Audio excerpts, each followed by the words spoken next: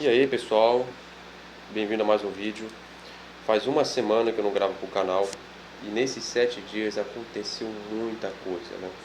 Eu vou tentar resumir o que foi mais importante nessa última semana, mas vou logo dizendo que todo dia nesse país é um apocalipse.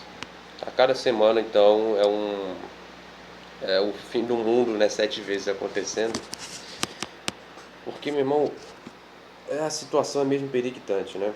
Zanin, advogado do Lula, o STF, ditador, né, apertando a mão do presidente Lula e do governador do estado do Amazonas,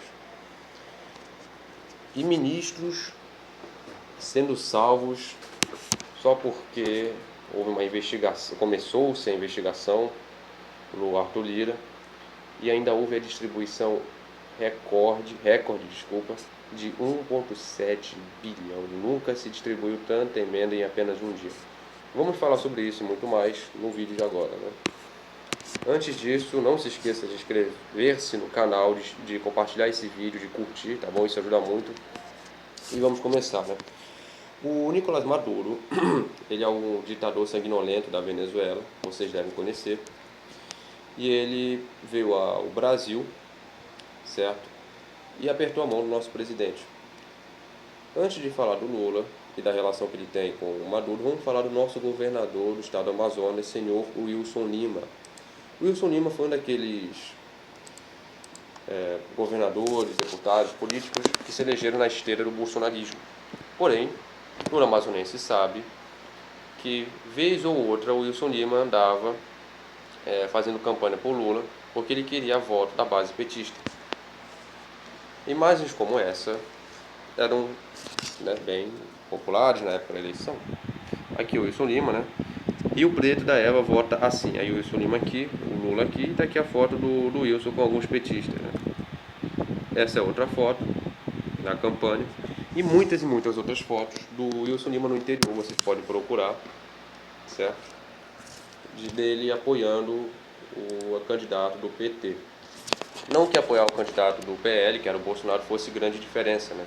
Não faz diferença, na verdade. E aqui o Mário Adolfo Filho, em seu Twitter, diz: veja a imagem. Tá aqui o nosso bigodudo, El Bigodon, o nosso El Cachaçon e o Wilson Lima aqui. E o Mário Adolfo Filho diz o seguinte: a Venezuela é o país que mais compra do Amazonas e de Roraima. Só do Amazonas, o país de Maduro importou mais de 400 milhões em 3 anos. Além disso, durante a crise de oxigênio, em 2021, foi a Venezuela que primeiro ajudou o Amazonas. O que esse canalha desse Mário Adolfo Filho esconde em seu Twitter são os seguintes fatos. Folha de São Paulo. Regime de Maduro impede... Calma. Regime de Maduro impede entrada de ajuda e distúrbios deixam mortos e feridos. Caminhões com mantimentos são incendiados, divisas com Brasil e Colômbia têm violência. O Maduro ele chegou a queimar ajuda, ajuda internacional aos necessitados da Venezuela. Para você que não sabe, são mais de 700 mil, são mais de 7 milhões de venezuelanos refugiados que fugiram da desgraça, da fome, da perseguição da ditadura venezuelana de Maduro. Tá? Outro fato, Venezuela exclui de vacinação quem faz oposição a Maduro, diz Bloomberg. Ou seja, o cara que em tese estaria ajudando a combater a pandemia, mata o seu próprio povo fazendo uma seletiva de quem vai ser vacinado ou não, com base em quem o apoia. Muito democrático, né? Um cara desse. A revista Veja: tortura e morte de opositores viraram rotina na Venezuela. Beleza? Na data instituída pela ONU para apoio a vítimas desse crime praticado por estados, a coluna mostra histórias e estatísticas do regime chavista. Aí vocês podem pesquisar a respeito, né? Existem muitas denúncias da própria ONU e de outras instituições. Mais um caso aqui, né, para mostrar de exemplo. Relatório da ONU acusa a Venezuela de crimes contra a humanidade. Revista Veja de novo. Ora, que esse cara é um sanguinolento, psicopata, vagabundo, todo mundo sabe. A questão é que pessoas como Mário Adolfo Filho, pessoas como Lula, não estão nem aí para as verdadeiras intenções do político. Não estão nem aí se o cara é um ditador, se os ideais que ele diz levantar em suas bandeiras são de fato concretizados, né, em sua administração. Eles não se importam com fatos, em resumo. A questão é sempre uma ideia de estética. Você vende uma imagem e com isso você consegue a aprovação de meia dúzia de idiotas, inclusive da própria imprensa, como vocês vão ver aqui, né? A imprensa em geral rechaçou essa visita do Maduro, mas parte dela, assim como vocês viram aqui do Mário Adolfo Filho, ficou a favor do sanguinolento Nicolás Maduro. Veja, o apoio que que o Nicolás Maduro deu ao estado do Amazonas, é da mesma natureza que Lula deu com as suas, com as suas empreiteiras propineiras, a exemplo da Odebrecht, em investimentos do BNDES em Cuba, em Venezuela, em Angola, na África. O objetivo não é você desenvolver uma relação comercial sustentável e que ajude os dois povos, os dois países, né, a população dos dois países. O objetivo é apenas você agradar o seu ditador de estimação, que no caso é uma relação, né, entre o Lula e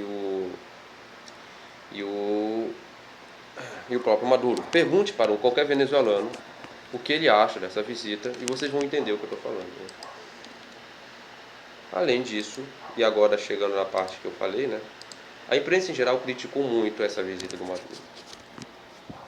Até a própria Globo, que virou uma enorme jovem pan, não conseguiu passar pano dessa vez, nem sequer o Felipe Neto. G1, agente de segurança de Maduro a serviço do GSI, que é o Gabinete de Segurança Institucional do próprio Lula, agridem jornalistas, do Lula é outra coisa, mas Gabinete de Segurança Institucional, agridem jornalistas no Itamaraty. Né, o segurança foi lá e deu um puta de um socão no peito da jornalista. E essa matéria aqui, no final, o próprio G1 diz, ou seja, o editorial da Globo. A Globo repudia o ato de violência contra os jornalistas, se solidariza e aguarda as providências a serem tomadas para a punição dos responsáveis. Beleza? O que me deixa muito puto é que, por exemplo, a terra.com.br diz: repórter da Globo é supostamente agredida por segurança. E ainda tem outra matéria que diz aqui, ó: Denise Ortiz, quem é o repórter que levou soco de segurança de Maduro? Ou seja, eles tentaram fazer duas coisas muito canalhas aqui, né?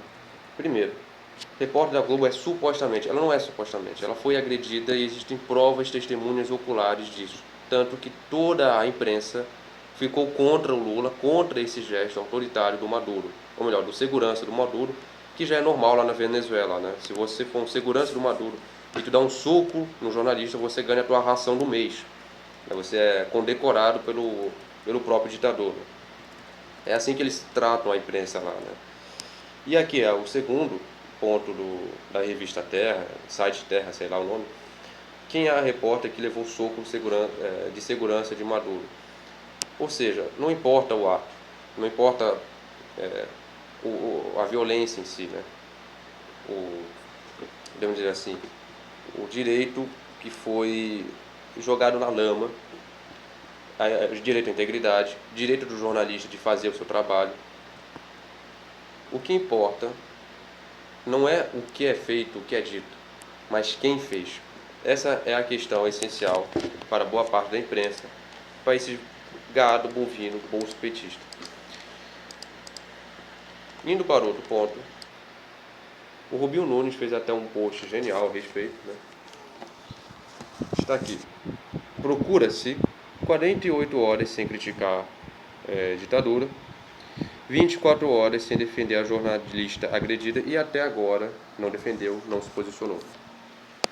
Para quem não sabe, esse camarada aqui é o nosso ministro dos Direitos Humanos, Silvio Almeida. Silvio Almeida, quando teve quando foi descoberta aquela crise humanitária dos Yanomami, foram entrevistar o ministro dos Direitos Humanos, que é o Silvio Almeida, esse camarada aqui. Repito, ministro dos Direitos Humanos no Brasil. E depois de 2 semanas, a entrevista aconteceu 2 semanas depois do que veio as notícias, bombou e tal. Numa entrevista para o UOL, que eu me lembro, o ministro falou, Silvio Almeida, que ele ainda não havia estudado sobre o caso e que, portanto, nenhuma ação ainda havia sido iniciada por parte do Ministério. O ministro dos Direitos Humanos, em uma crise humanitária daquele nível, pessoas passando fome esquelética, disse que depois de 2 semanas que foi deflagrado tudo, que nada havia sido feito, nem sequer estudado. Esse é o nível dos ministros do governo Lula, né? O cara que se diz dos direitos humanos. E tá aqui, cara, 48 horas sem criticar ditadura. E como vocês já viram, existe uma série de investigações da ONU comprovando que é um regime assim vagabundo, entendeu? Que mata, assassina, liquida o próprio povo. Isso sim, de fato, é um governo genocida. Inclusive narcotraficante. Os Estados Unidos, em 2020, descobriu, né, por meio de investigações, que o Maduro ele faz parte do narcotráfico, produz drogas, distribui, vende, etc. Né? É um país narcotraficante. Mudando de assunto, mas ainda falando dessa Gomorra, né, que é o Brasil, Lula indica o seu advogado pessoal para o STF, Cristiano Zanin. Né? Cristiano Zanin é esse nosso camaradinho aqui, que na época da eleição ajudou o nosso amiguinho, o nosso presidentinhozinho Lula, com 1,2 milhões de campanha 1,2 milhão de campanha do petista à presidência, né? O escritório de advocacia dele. O Zanin é o cara que defendeu o Lula durante a Lava Jato, fazia parte de teorias da conspiração, né? Sustentava essas teorias de que a Lava Jato era financiada pelos Estados Unidos, etc. Ele fazia parte desse bando de maluco. E o Lula, nesse vídeo aqui de campanha, que não é surpresa para ninguém que ele minta, né? Ele e Bolsonaro são feitos do mesmo sangue, mesma carne. Então não é surpresa para nós que os dois mintam bastante, ainda mais sobre época eleitoral. E o que o senhor Lula diz é o seguinte: o camarada me ajude. Mexer a Suprema Corte para colocar amigo, para colocar companheiro, para colocar partidário, é um atraso, é um retrocesso que a República Brasileira já conhece. Eu acho que todo mundo esperava que eu fosse o de Zanin, não só pelo papel que ele teve na minha defesa, mas simplesmente porque eu acho que o Zanin se transformará num grande ministro da Suprema Corte desse país.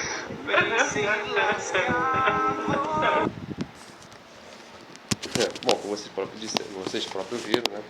O Lula dando alfinetadas no Bolsonaro, porque ele havia indicado o Cássio Nunes Marques e o André Mendonça para o STF, sendo que Cássio Nunes Marques foi quem livrou o Lula da cadeia, né? O Lula ingrato pra caramba com o próprio Cássio Nunes. E o André Mendonça, ele era assessor do Toffoli, né? Os dois indicados pelo Bolsonaro, eles eram na verdade petistas, né? O André Mendonça mais ainda, porque ele fez um livro desse tamanho em homenagem ao Dias Toffoli. Eu acho que era a biografia do Dias Toffoli, alguma coisa assim. Bom, como vocês podem ver, né, houve um desvio absurdo de qualquer princípio do direito administrativo, da própria moral mesmo. Você indicar um advogado para o ministro da Suprema Corte me faz ter cada dia mais certeza sobre o vídeo passado, o último vídeo, em que eu falei da partidarização das cortes superiores, em que ocorre um processo de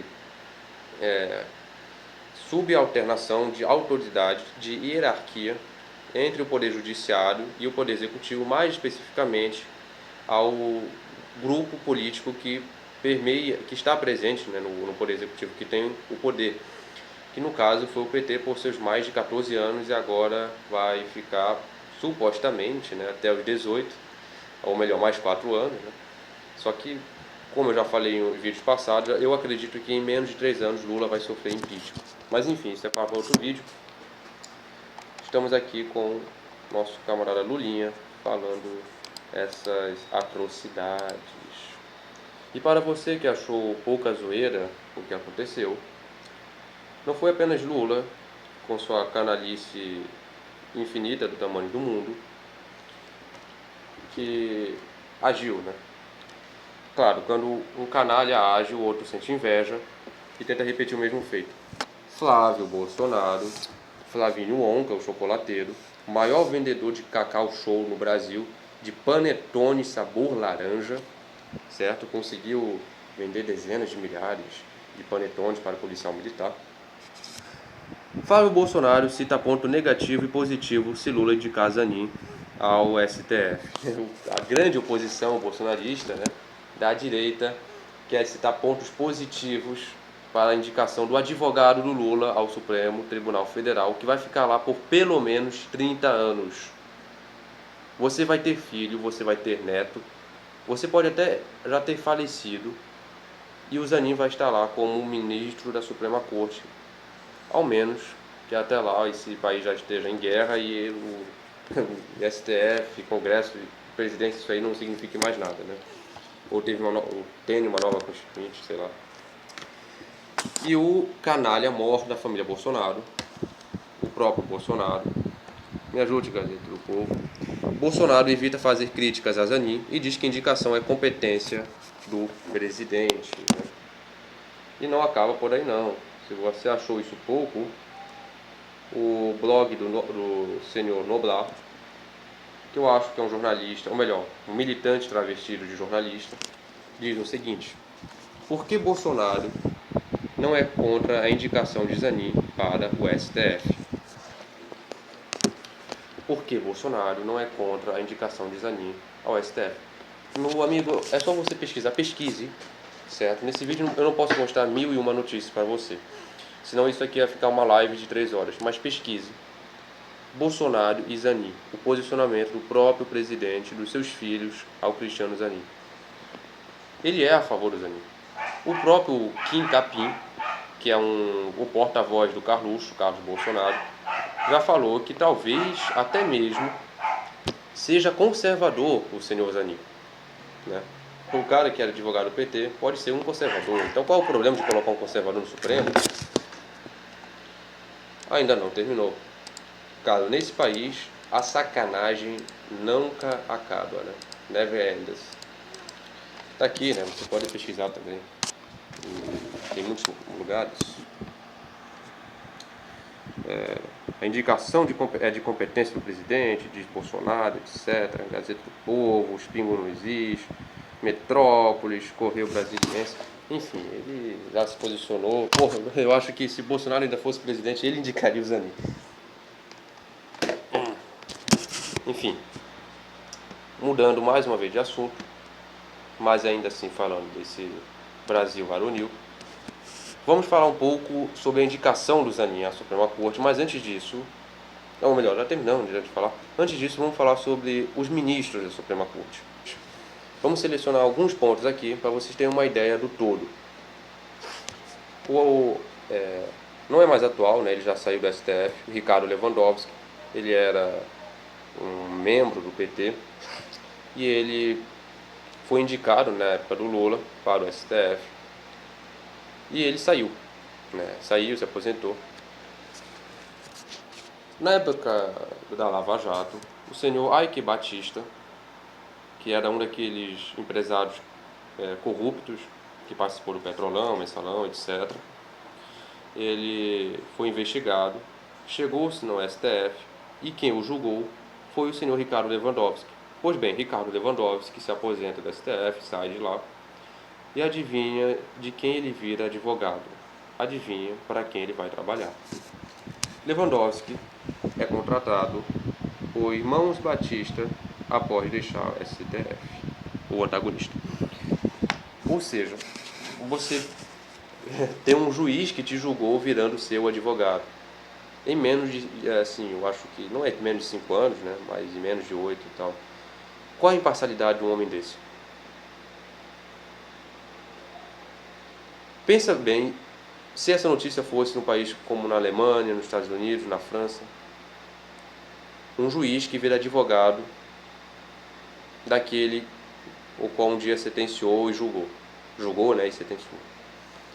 Hoje ele é advogado, com salários milionários e tal.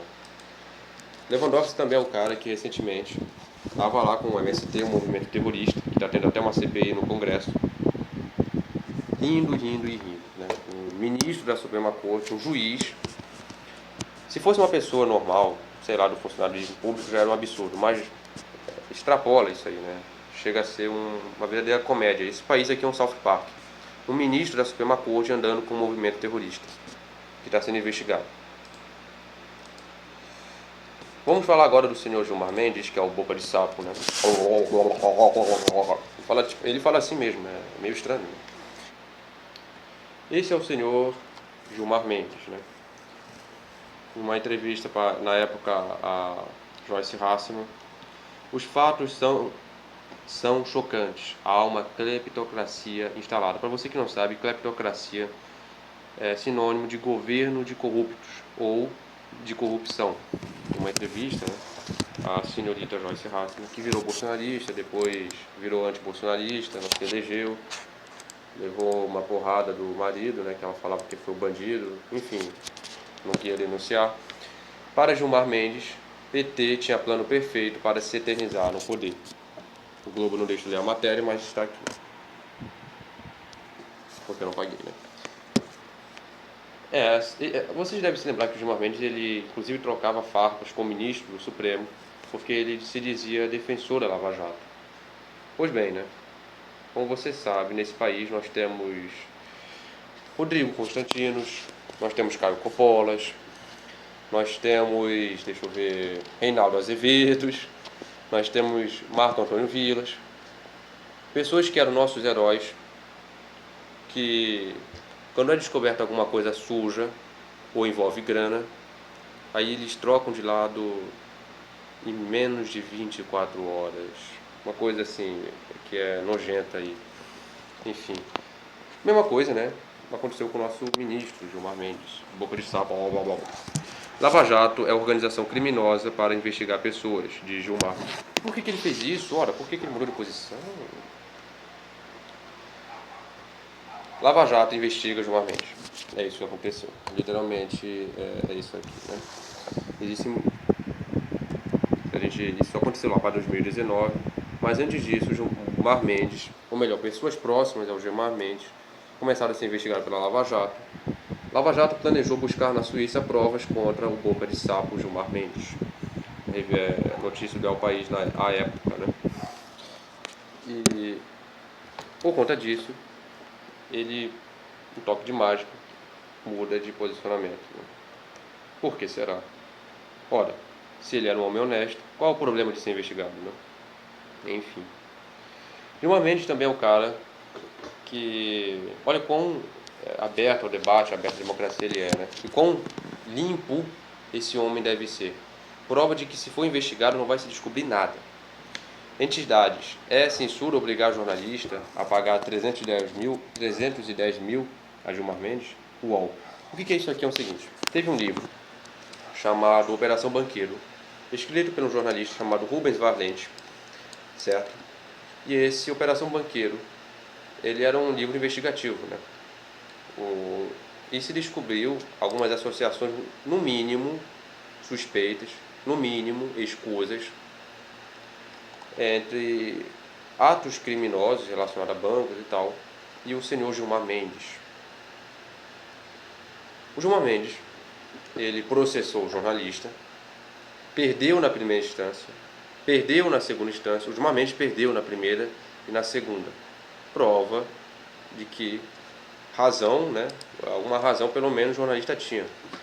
Chega na terceira instância, adivinha quem é a terceira instância? É o STF. E Gilmar Mendes, ele vai ser julgado pelos seus pares, pelos seus amigos. E adivinha a sentença, né? Gilmar Mendes ganha. O nosso querido Rubens Valente, autor do livro, ele é obrigado a pagar 310 mil ao Gilmar Mendes. E além disso, ele é obrigado a colocar toda a sentença, centenas de páginas do julgamento dele no livro. O que assim era quase ou era mais da metade do livro, né? Fazendo com que a venda do livro ficasse inviável financeiramente. Isso é um dos casos, ou melhor, eu coloquei dois aqui, né, por parte do Gilmar Mendes, que dizem muito sobre o caráter dos nossos ministros da Suprema Corte, né. E para acabar o vídeo, já vai dar 30 minutos aqui, meia hora, vamos falar das medidas provisórias do governo Lula. Isso aqui, eu acho que vai demorar um pouquinho mais. Vamos lá. Né? Quando um governo ele chega no poder, ele precisa criar os ministérios dele, precisa dar uma reorganizada, etc. O governo ele faz isso por meio de medida provisória, porque é a maneira mais rápida de organizar, não precisa passar por PL e tal. Entretanto, como a medida provisória ela tem uma vigência provisória, por isso medida provisória, ela tem que se converter em lei, ela tem que passar pelo Congresso para acontecer essa conversão. Em todos os governos anteriores, isso nunca foi um problema. O presidente, a Casa Civil mandava MP e de maneira muito simbólica se aprovava. Só que o governo Lula está tão fraco, é o governo mais fraco da história, nem Dilma II se compara a isso aqui. Nem mesmo as medidas provisórias que regulamentavam, a medida provisória que regulamentava os ministérios, foi passada de imediato. Chegou-se a uma semana antes de elas caducarem para ela passar finalmente, né? Já vou falar como é que foi esse trâmite para ela passar. Antes disso, vamos nos ater ao que significa medida provisória caducar e ministérios, né, do Lula. A medida provisória que regulamenta os ministérios, ela dá sustento legal aos 37 ministérios do governo Lula, beleza? Que é um bando de cabide de emprego. Nunca teve tanto ministério e nunca teve tanto ministério inútil. Ora, se a medida provisória caducar, ou seja, ela deixar de valer, qual é a consequência? 37 ministérios somem. Isso é uma coisa inédita. Isso nunca aconteceu na história do Brasil. Desde os dinossauros. Nunca se imaginou, na verdade, que isso aconteceria. Nunca um governo esteve tão fraco ao ponto de que suas próprias medidas provisórias, seus próprios ministérios, se dissolvessem porque o Congresso não queria. E, de fato, o Congresso não quer. Não queria, né? Não quer também. Mas teve que aprovar. O Arthur Lira, junto com os outros caciques partidários, por pura brincadeira, falaram que, olha, a gente ainda precisa ler um pouco e tal, está muito complexo o texto, talvez, infelizmente, né, não vai dar para votar na hora certa, até o prazo, ou seja, ia caducar e os ministérios vão sumir. A princípio, o que significa? Olha, eu vou chegar com o Silvio Almeida, eu vou chegar com o Flávio Dino, eu vou chegar com o Fernando Haddad, com a Simone Tebet, entre outros ministros, e ó pessoal, foi muito bom esses menos de 6 meses de governo, mas vocês estão demitidos, vão embora. E o governo ia ficar sem ministério algum, nem Casa Civil, ia ser só a presidência. Cara, assim, mano, tu tem noção do que significa? Isso ia ser notícia internacional, velho. Ministérios se dissolvendo.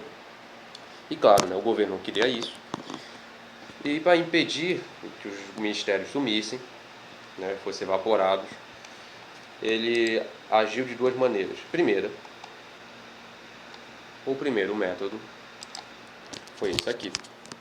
O seu dinheiro foi dado como emenda ao Centrão para conseguir base para votar a medida provisória e converter ela em lei. O governo libera 1,7 bilhão em emendas em um único dia e bate novo recorde. 1,7 bilhão de emendas. Em emendas, né? Nunca foi distribuído tantas emendas em um único dia. Para você ter uma noção, 1,7 bilhão, cara, é maior do que muitos orçamentos de Estado, do país, em alguns ministérios. 1,7 bilhão em apenas um único dia. Para conseguir base, para aprovar uma coisa simbólica, que é as medidas provisórias virarem leis. Tem uma noção do custo que o governo está tendo para conseguir aprovar coisas básicas? O quão fraco ele está em articulação? E não, acabou. O segundo método, Polícia Federal, mesmo com 1,7 bilhão, isso não foi suficiente. Ainda teve que recorrer à covardia, né? Ou melhor, à falsa justiça. Polícia Federal mira aliados de Arthur Lira e Ciro Nogueira em operação contra a corrupção em Alagoas. No dia que era para ter sido votado, na mesma semana que era para ter sido votado a medida provisória, o Arthur Lira não queria, não quero, vai caducar e tal, o governo não está nem aí também, já que ele não quer sentar na mesa para conversar, já que ele não quer dar os cargos que eu quero, já que ele não quer dar as minhas emendas, também não faço nem esforço. Na mesma semana que é para ser votado, que ia ser caducar a medida provisória, adivinha o que acontece? A Polícia Federal, ou melhor, semana anterior, aqui ia caducar, né? A Polícia Federal, ela investiga a base eleitoral do Arthur Lira e do Ciro Nogueira no Alagoas. Coincidência? Não. Toffoli libera para julgamento recurso de Lira contra a denúncia por corrupção passiva G1, né? Saindo aqui no G1. O que aconteceu foi que o Arthur Lira também foi investigado pela Lava Jato, chegou no STF e, assim como o caso do Eike Batista, que foi com Lewandowski, o caso do Arthur Lira foi para o Toffoli, que era advogado do PT. Né? Aí o Toffoli pegou com o caso, só que ele pediu vistas, só que ele ficou com o caso por anos e não começou nenhuma investigação. O ministro do Supremo, ele tem esse poder. Ele pega cartas, é como se fosse assim, cartas, artifícios que ele possui para usar de chantagem depois, usar de estratégia. Eu vou pegar esse cara aqui que está com o nome sujo e vou guardar o caso dele para mim, não vou julgar, não vou começar nenhuma investigação, porque caso um dia eu precise dele, eu tenho isso aqui para chantagear. É praticamente isso que eles usam o poder deles de ministros, né? dentre outros motivos. E coincidentemente mesmo, na mesma semana, cara, em que as medidas provisórias iam caducar, começa uma investigação da Polícia Federal sobre o Arthur Lira, e o Toffoli decide liberar julgamento do recurso de Lira contra a denúncia, ou seja, começa a investigar o Arthur Lira depois de anos. Por quê? Será que é coincidência?